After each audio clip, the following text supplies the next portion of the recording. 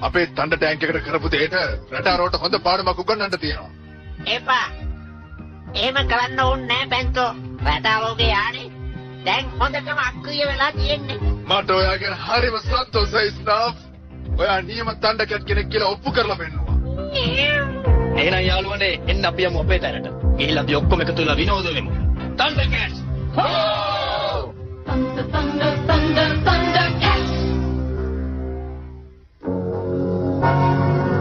ලින්සෝ කුමරියා වෙංගාරි මේක තමයි ඔයගොල්ලන්ගේ අලුත් නිමාන.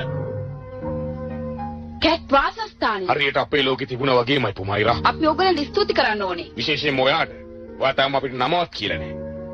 ඔයාලා සමහර විට දන්නේ නැතුව ඇති මෙයාගේ නම ලයනෝ. තණ්ඩ කැස්ලගේ අධිපතියා මෙයා තමයි. ඔයා ඒක කොහොමද දැනගත්තේ ලින්සෝ? ඔයා කතා කරනකොට ඔයාගේ තාත්තාගේ හඬ මට ඇහෙන්නේ. මට කිසිම දවසක වරදින්න විදියක් නැහැ. ඔයා මගේ තාත්තා වඳුරනවද ලින්සෝ? හැමෝම මෙයාව දැනගෙන හිටියා. ඔයා මට තාත්තා ගැන විස්තර කියන්න ඕනේ. අපිට තණ්ඩේර තාරකාව නැති වෙනකොට ඇත්තටම මම පුංචි ළමෙක්. ඔයා ආපහු මෙහි ආපු වෙලාවක අනිවාර්යයෙන් මේ කතාව මම කියනවා. ඇයි? දැන් ඔයගොල්ලෝ ඉන්නෝනේ මේ. මං ඉස්සෙල්ලා කිව්වේ. ඒ කියන්නේ ඔයාලත් එක්කද? ඒ තණ්ඩේරාවලදී නම් බලකොටු වෙන්න පුළුවන් තණ්ඩ කැස්ලට විතරයි. ඒක ඇත්ත. ඒත් ඔයගොල්ලෝ වැඩ කරේ තණ්ඩ කැට්ස්ලා වගේ තමයි. මං ඔයාලා බඳවගත්තට පස්සේ ඔයාලා හැමෝම තණ්ඩ කැට්ස්ලා වෙනවා. අපේ කට්ටිය මොකද කියන්නේ? ඔයා කියන දේ හරි. අපි හැමෝම කැමති නේද? ඔයාලව තුන්වෙනි පෘථිවියට සාදරයෙන් පිළිගන්නවා. තණ්ඩ කැට් ලින්ක්සෝ. තණ්ඩ කැට් උමයිරා. තණ්ඩ කැට් වෙංගාරි. මගෙන් සුබ පැතුම්.